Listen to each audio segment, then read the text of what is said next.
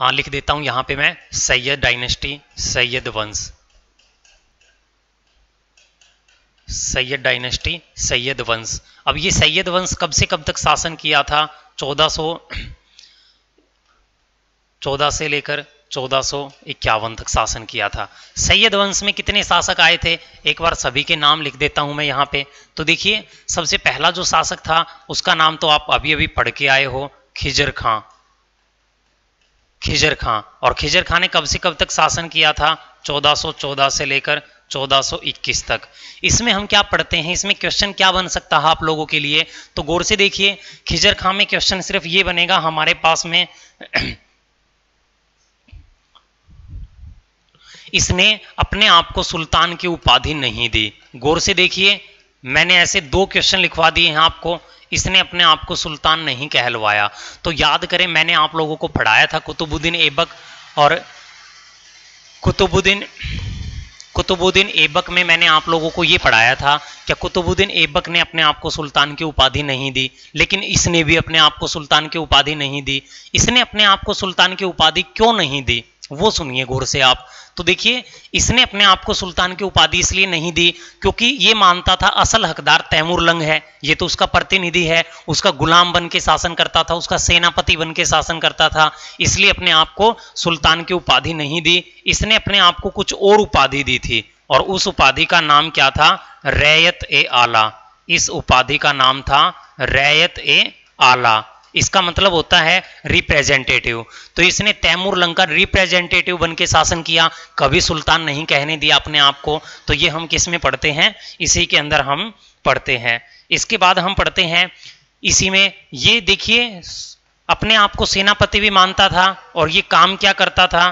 तैमूरलंग को, ये काम क्या करता था? तैमूरलंग को, सॉरी, तैमूरलंग के बेटे को, ये तैमूरलंग के बेटे को हर साल कर भेजता था, हर साल कर देता था, कर देता था। और उसके बेटे का नाम क्या था? शाहरुख। अब देखिए गौर से, तो मैंने आपको बताया था तैमूरलंग ने इसको भारत जीत के दिया था, इसलिए क्या काम करता था? भारत से टैक्स लेता था, भारत के किसानों से, और हर साल उस टैक्स को कहां भिजवा देता था?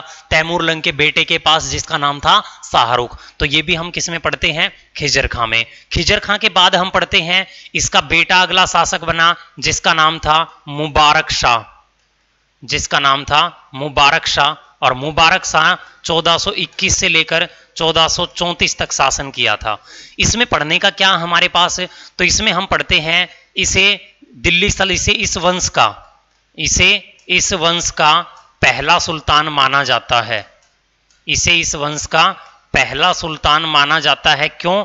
क्योंकि इसने अपने आप को सुल्तान कहा, इसके पिता ने नहीं कहा, इसने अपने आप को सुल्तान कहा। और इसने क्या किया? अपना एक वजीर नियुक्त किया। इसने एक अफगानी व्यक्ति बहलोल को अपना वजीर बनाया। इसने अपना एक मंत्री बनाया, किसको? बहलोल को। और इस बहलोल को इसने एक उपाधि भी दे दी। तो हम पढ़ते हैं, इसने इस बहलोल को एक टाइटल दिया, और वो टाइटल क्या था? खान ए खाना का। इसने एक टाइटल दिया, खान ए खाना। तो गौर से देखिए, इसने क्या किया? इस वंश का पहला सुल्तान था, बहलोल को अपना मंत्री बनाया, और बहलोल को खान ए खाना की इसने उपाधि भी दी थी। इसके बाद हम पढ़ते हैं इसके बेटे के बारे में, जिसका नाम था महमूद शाह, जिसका नाम था महमूद शाह। और महमूद शाह ने शासन किया 1434 से लेकर 1445 तक। इसमें इंपॉर्टेंट कुछ भी नहीं है, इसमें सिर्फ ये पढ़ेंगे आप, इसने क्या किया? बहलोल को, इसने बहलोल को अपना बेटा घोषित किया, अपना बेटा घोषित कर दिया। इसने बहलोल को अपना बेटा घोषित कर दिया। इसके बाद हम पढ़ते हैं अगला शासक, जिसका नाम था अलाउद्दीन आलम शाह। अगला जो शासक था उसका नाम था अलाउद्दीन आलम शाह, और इसने शासन किया 1445 से लेकर 1451 तक। 1445 से लेकर 1451 तक। अब देखिए यहाँ पे सिर्फ वंश को खत्म करते हैं, तो बोर्ड पे देखिए एक बार सारे स्टूडेंट, तो हम यहाँ पे पढ़ते हैं अलाउद्दीन जो आलम शाह है, अलाउद्दीन आलम शाह जैसे ही राजा बना तो बहलोल ने इसके पास एक पत्र भिजवा दिया, एक फरमान, एक लेटर भिजवाया जिसमें लिखा था आपके पिता ने मुझे अपना बेटा घोषित किया है, आप ये गद्दी छोड़ के मुझे गद्दी दे दीजिए अन्यथा आपकी हत्या कर दी जाएगी।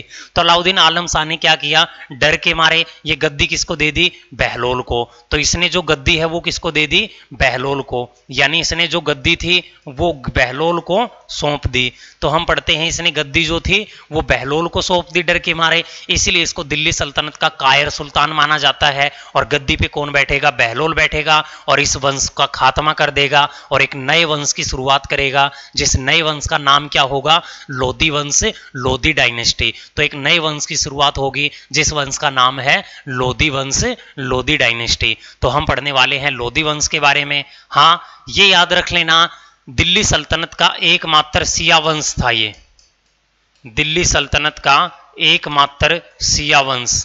तो इसमें आप याद रखोगे दिल्ली सल्तनत का एकमात्र सिया वंश। तो हम पढ़ते हैं दिल्ली सल्तनत का एकमात्र सिया वंश कौन सा था, ये वाला। इसके बाद हम पढ़ते हैं इस दिल्ली सल्तनत के आखिरी वंश के बारे में, जिस वंश का नाम ही क्या है, लोधी वंश, लोधी डायनेस्टी। तो हम पढ़ने वाले हैं लोधी वंश के बारे में।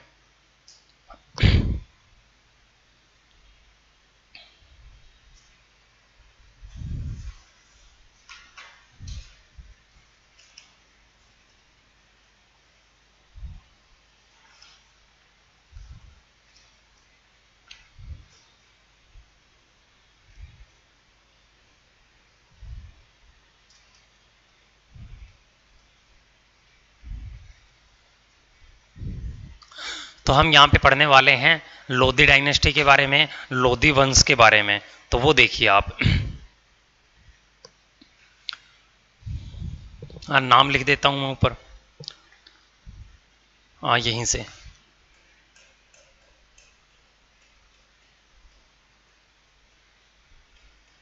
लोधी वंश को आप कब से कब तक पढ़ोगे, 1451 से लेकर 1526 तक। 1451 से लेकर 1526 तक हम पढ़ेंगे लोधी डायनेस्टी के बारे में, लोधी वंश के बारे में। इसमें सबसे पहला जो राजा होगा वही होगा जो अभी अभी पढ़ा था आपने, बहलोल लोधी। सबसे पहले हम किसके बारे में पढ़ेंगे, बहलोल लोधी के बारे में। और इसने शासन कब से कब तक किया, 1451 से लेकर 1489 तक शासन किसने किया था, बहलोल लोधी ने। अब बहलोल लोधी में हम क्या पढ़ेंगे, इसने शासक बनते ही क्या किया था, बहलोली सिक्का चलवाया। इसने शासक बनते ही बहलोली सिक्का इंट्रोड्यूस करवाया, बहलोली सिक्का चलवाया था। तो हम पढ़ते हैं इसने शासक बनते ही बहलोली सिक्का चलवाया था। और इसने इंपॉर्टेंट काम ये याद रखेंगे, इसने एकमात्र इंपॉर्टेंट काम ये किया था, इसने जौनपुर को जीत के, इसने एकमात्र जौनपुर को जीता था। इसने अपने शासनकाल में एकमात्र जीत हासिल की थी और इसने जौनपुर को जीता था। तो हम पढ़ते हैं जौनपुर को जीत के इसने क्या किया था, दिल्ली सल्तनत के अंदर मिलाया था। हाँ, एक क्वेश्चन यहां से जरूर बनता है, यह दिल्ली सल्तनत पर, यह दिल्ली सल्तनत पर सर्वाधिक समय तक, दिल्ली सल्तनत पर सर्वाधिक समय तक शासन करने वाला राजा था, सर्वाधिक समय तक शासन करने वाला सुल्तान था, शासन करने वाला सुल्तान था। दिल्ली सल्तनत पर सर्वाधिक समय तक शासन करने वाला सुल्तान, क्यों, क्योंकि लगभग 38 साल तक शासन किया था इसने। अब देखिए मैंने एक जैसे दो क्वेश्चन करवाए हैं, एक बार दोनों क्वेश्चन आप लोगों को मैं अच्छे से बता देता हूं। एक क्वेश्चन आपसे पूछा जाता है दिल्ली सल्तनत पर सर्वाधिक समय तक शासन करने वाला वंश कौन सा है, तो वो होगा तुगलक वंश। उसके बाद आपसे पूछा जाता है दिल्ली सल्तनत पर सर्वाधिक समय तक शासन करने वाला सुल्तान कौन सा है, तो सुल्तान कौन सा होगा आप याद रखोगे, बहलोल लोधी। 38 साल तक शासन किसी सुल्तान ने नहीं किया था, इसी ने किया था। तो ये भी हम इसी में पढ़ते हैं।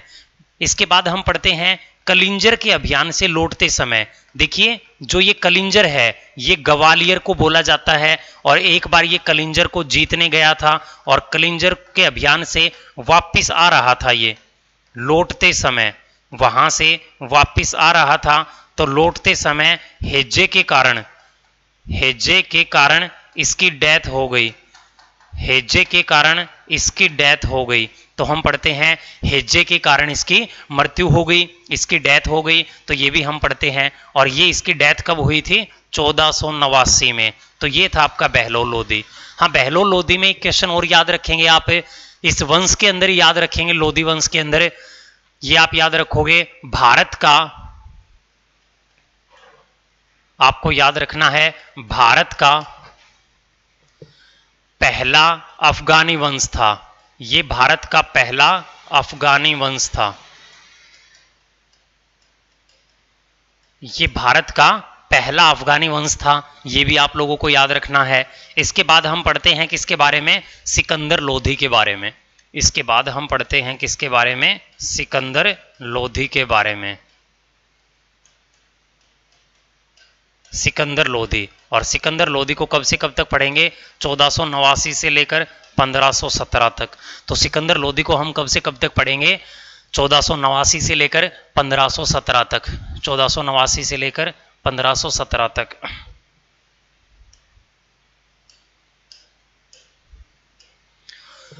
देखिए सिकंदर लोधी में हम क्या पढ़ेंगे गौर से? इसके बचपन का नाम आपसे पूछा जाता है, सिकंदर लोधी के बचपन का नाम, इसकी जो बचपन का नाम है, इसके बचपन का नाम था निजाम खान। तो हम पढ़ते हैं इसके बचपन का नाम था निजाम खान। तो हम इसके अंदर पढ़ते हैं इसके जो बचपन का नाम था वो बचपन का नाम था निजाम खां, ये भी आप इसमें पढ़ोगे। अब देखिए इसके नाम से रिलेटेड आपके एग्जाम में काफी बार क्वेश्चन पूछे जाते हैं। एकमात्र ऐसा शासक है जिसके कई नाम थे, तो इसको सिकंदर लोधी के नाम से जाना जाता है। इसका जो चाइल्डहुड नेम था, ये चाइल्डहुड नेम इसका निजाम खान था, लेकिन ये कविताएं भी लिखता था। और आपके HSSC के कलर के एग्जाम के अंदर एक क्वेश्चन पूछा गया था, और वो क्वेश्चन ये पूछा गया था, गुलरुखी के उपनाम से कविताएं लिखने वाला दिल्ली सल्तनत का कौन सा सुल्तान था? तो आपको यह भी याद रखना है एग्जाम के लिए, गुलरुखी के उपनाम से, गुलरुखी के उपनाम से कविताएं लिखने वाला, कविताएं लिखने वाला, गुलरुखी के उपनाम से कविताएं लिखने वाला शासक यही था।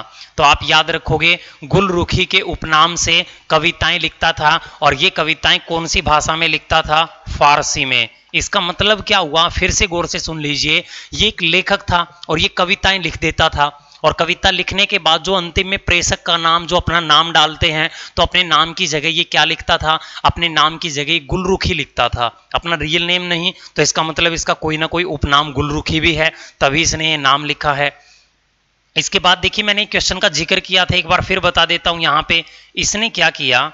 इसने कुतुब मीनार की, इसने कुतुब मीनार की, कुतुब मीनार की 5वीं मंजिल का निर्माण करवाया।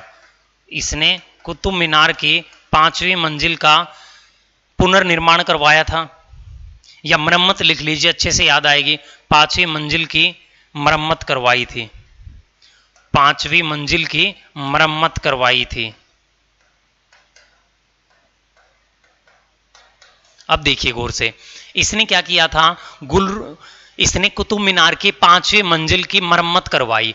इसके समय में भी 5वीं मंजिल पे आकाशीय बिजली गिरने की वजह से वो खंडित हुई, और इसने उसकी मरम्मत करवा दी। तो ये भी हम इसी में पढ़ते हैं। इसके बाद हम इसी में पढ़ते हैं, इसने और क्या काम, एक काम कीजिए आप, एक बार इसका ओवरव्यू लीजिए, इसके बाद हम नेक्स्ट स्लाइड लेंगे, उसके बाद करते हैं आगे कंटिन्यू।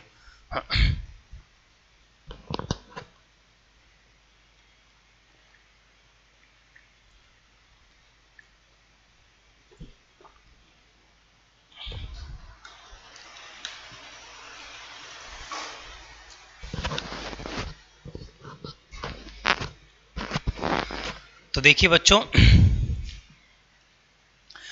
इसके बाद हम सिकंदर लोधी को आगे कंटिन्यू करते हैं, और हम सिकंदर लोधी के अंदर पढ़ते हैं बात है 1504 के साल की। 1504 में इसने क्या किया था, यमुना नदी के किनारे, इसने क्या किया, यमुना नदी के किनारे एक नगर बसा दिया, एक शहर बसाया, जिस शहर का नाम इसने अपने नाम पर रखा और इसका नाम क्या था, सिकंदराबाद। इस शहर का नाम क्या था, सिकंदराबाद, और बाद में इसी शहर का नाम क्या पड़ा था, आगरा। तो कई बार आपसे डायरेक्टली एग्जाम में पूछ लिया जाता है, आपसे ये पूछा जाता है आगरा शहर की स्थापना किसने की थी, तो आगरा शहर की स्थापना सिकंदराबाद के नाम से की गई थी, सिकंदर लोदी के द्वारा। तो ये भी आप याद रखोगे, सिकंदर लोदी ने आगरा शहर की स्थापना की थी। इसके बाद हम इसी में पढ़ते हैं, इसने इसी सिकंदराबाद में बाबरगढ़ का किला भी बनवाया था, इसने बाबरगढ़ का किला बनवाया। तो हम पढ़ते हैं, इसने बाबरगढ़ का किला बनवाया। तो आपसे पूछ लिया जाए बाबरगढ़ का किला कहाँ पे है, या आपसे पूछ लिया जाए बाबरगढ़ का किला किसने बनवाया था, तो आप ये याद रखोगे बाबरगढ़ का जो किला है वो इसी ने बनवाया था। इसके बाद हम आगे कंटिन्यू करते हैं, इसने और क्या किया, 1506 में, इसने 1506 में अपनी राजधानी को, इसने 1506 में अपनी राजधानी को, इसने 1506 में अपनी राजधानी को दिल्ली से आगरा ट्रांसफर किया, अपनी राजधानी को दिल्ली से आगरा ट्रांसफर किया, दिल्ली से आगरा स्थानांतरित किया। इसने अपनी राजधानी को दिल्ली से आगरा स्थानांतरित किया। तो ये भी हम इसी में पढ़ते हैं। इसके बाद हम आगे कंटिन्यू करते हैं इसे, इसने भूमि मापने का एक पैमाना चलवाया था। तो आप इसमें याद रखोगे, इसने भूमि मापने का, इसने भूमि मापने का एक पैमाना चलवाया, इसने भूमि मापने का एक पैमाना चलवाया था। और इस पैमाने का नाम इसने क्या लिखा था, गज ए सिकंदरी। इस पैमाने का नाम क्या लिखा जाता है, गज ए सिकंदरी। इसने गज ए सिकंदरी नाम का, भूमि मापने का मतलब है भूमि को नापने का पैमाना, और इस पैमाने का माप कितना होता था, 30 इंच के लगभग। तो आप याद रखोगे 30 इंच के लगभग ये पैमाना था, और इस पैमाने का नाम क्या था, गज ए सिकंदरी। हाँ, यहाँ पे एक क्वेश्चन में फिर से रिपीट कर रहा हूँ, इसने क्या किया था, इसने भी हिमाचल प्रदेश के नगरकोट के, इसने भी हिमाचल प्रदेश के नगरकोट के ज्वालामुखी मंदिर, नगरकोट के ज्वालामुखी मंदिर पर अटैक करवा दिया। और इसने भी एक काम किया, इसने अटैक करवाया और वहां की मूर्तियों को तुड़वा दिया। इसने अटैक करवाया और मूर्तियों को तुड़वा कर, वहां की मूर्तियों को तुड़वा कर आगरा के कसाईयों में बांट दिया, आगरा के कसाईयों में बांट दिया, आगरा के कसाईयों में बांट दिया। तो हम पढ़ते हैं, इसने मूर्तियों को तुड़वा कर आगरा के कसाईयों के अंदर उन मूर्तियों को बांट दिया। क्यों बांटा था, उनको मांस तोलने के लिए बांटा। क्यों था, मूर्तियों को इसलिए बांटा था मांस तोलने के लिए। समझाता हूं इसको मैं गौर से।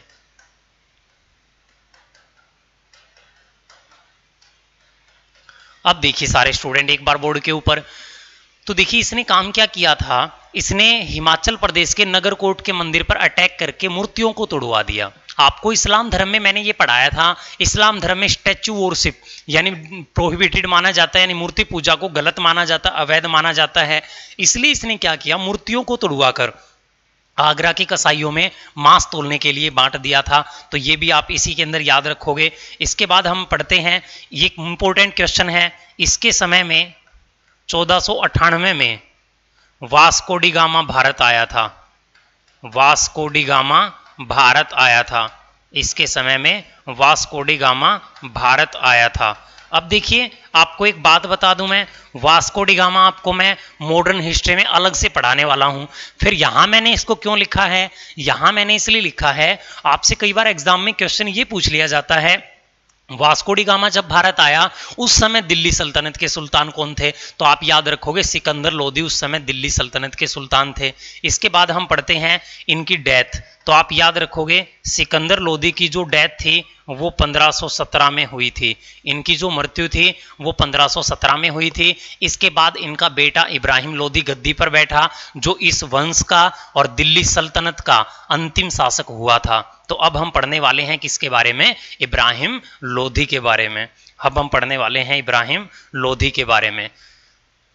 तो देखिए, मैं लिख देता हूं बोर्ड पे इब्राहिम लोधी।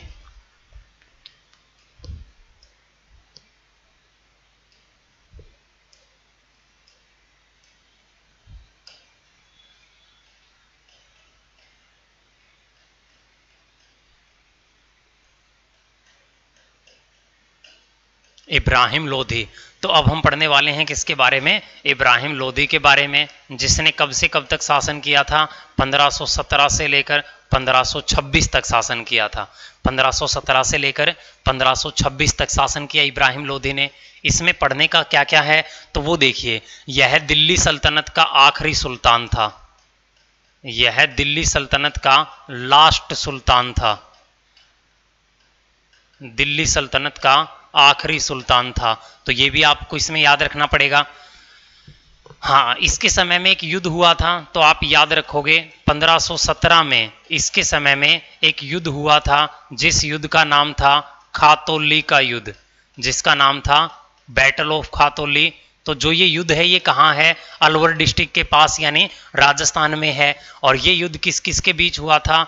तो ये हुआ था राणा सांगा के बीच में और लोधी के बीच में। राणा सांगा और इब्राहिम लोधी। इब्राहिम लोधी को हराया था और राणा सांगा की जीत हुई थी इस युद्ध के अंदर। ये आप याद रखोगे, राणा सांगा ने जीता था। देखिए, राणा सांगा राजस्थान के एक शासक हैं और आपकी नॉलेज के लिए आपको बता दूं, राणा सांगा के बेटे का नाम भोजराज था और भोजराज की शादी की गई थी मीराबाई के साथ, जिसको आप श्री कृष्ण की प्रेमिका मानते हो, वही मीराबाई। इसके बाद देखिए आगे कंटिन्यू करते हैं। इसके दो चाचा थे। हम पढ़ते हैं इब्राहिम लोधी के दो चाचा थे और दोनों चाचाओं का नाम क्या क्या था? एक चाचा का नाम था दौलत खां लोधी। दौलत खां लोधी। और एक चाचा का नाम था आलम खां लोधी। एक चाचा का नाम था आलम खां लोधी। हम पढ़ते हैं इसके दो चाचा थे। दौलत खां जो लोधी था ये भटिंडा का गवर्नर था। ये भटिंडा का राज्यपाल था। भटिंडा का गवर्नर था। और जो आलम खां लोधी था ये कहाँ का गवर्नर था? दिल्ली का गवर्नर था। ये दिल्ली का गवर्नर था। अब देखिए, आपको मैं एक बात बता दूं, जो इसके ये दोनों चाचा थे, ये दोनों चाचा नफरत करते थे इब्राहिम लोधी से। क्यों? क्योंकि वो चाहते थे इब्राहिम लोधी गद्दी से हट जाए और बाकी सारा साम्राज्य इसके दोनों चाचाओं को मिल जाए। इसलिए इसके दोनों चाचाओं ने काम क्या किया, इनको पता चला कोई अफगानिस्तान से यानी उज्बेकिस्तान से बाबर नाम का एक आक्रमणकारी आया है। इन दोनों चाचाओं ने बाबर को इन्विटेशन कार्ड दिया, क्या बाबर आइए और भारत पे अटैक कीजिए, इब्राहिम लोधी को मार दीजिए। ये दोनों चाचा ये सोचते थे जो बाबर है वो बाबर तैमूर लंग और चंगेज खां का वंशज है, इसलिए वो भारत में आएगा, अटैक करेगा, लूटपाट करके चला जाएगा और बचा हुआ साम्राज्य किसको मिल जाएगा? दोनों चाचाओं को। इसलिए इन्होंने इन्विटेशन कार्ड भेज दिया बाबर को। और साथ में राणा सांगा ने भी बाबर को इन्विटेशन कार्ड दे दिया कि बाबर आइए भारत में अटैक कीजिए, क्योंकि वो भी चाहता था अगर इब्राहिम लोधी मारा गया तो सारा का सारा भारत किसको मिल जाएगा? राणा सांगा को मिल जाएगा। तो यहां पे बाबर भारत में आया और अटैक कर दिया किस पे? इब्राहिम लोधी पे। और युद्ध लड़ा गया कौन सा? पानीपत का युद्ध। तो हम पढ़ते हैं, बात है 1526 की। 1526 में एक बैटल हुआ जिस बैटल का नाम है पानीपत का पहला युद्ध। तो हम पढ़ते हैं पानीपत का पहला युद्ध। और ये युद्ध किस किस के बीच हुआ?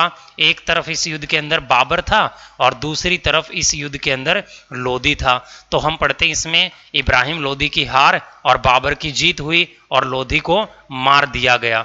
इब्राहिम लोधी की हत्या कर दी गई। और इस युद्ध को किसने जीत लिया? बाबर ने। और क्वेश्चन यहां पे याद रखोगे, दिल्ली सल्तनत का एकमात्र शासक, ये इसका इंपॉर्टेंट क्वेश्चन है। तो आप याद रखोगे, दिल्ली सल्तनत का एकमात्र सुल्तान, दिल्ली सल्तनत का एकमात्र सुल्तान जिसकी हत्या युद्ध स्थल में हुई थी, जिसकी युद्ध स्थल में हत्या हुई थी।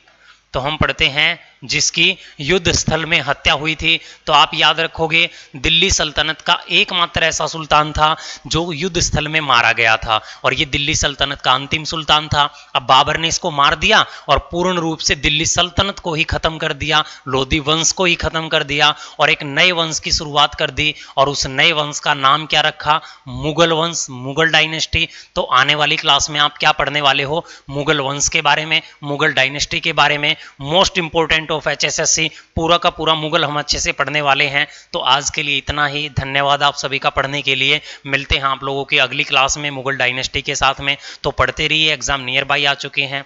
Tata bye bye, best of luck सभी स्टूडेंट को।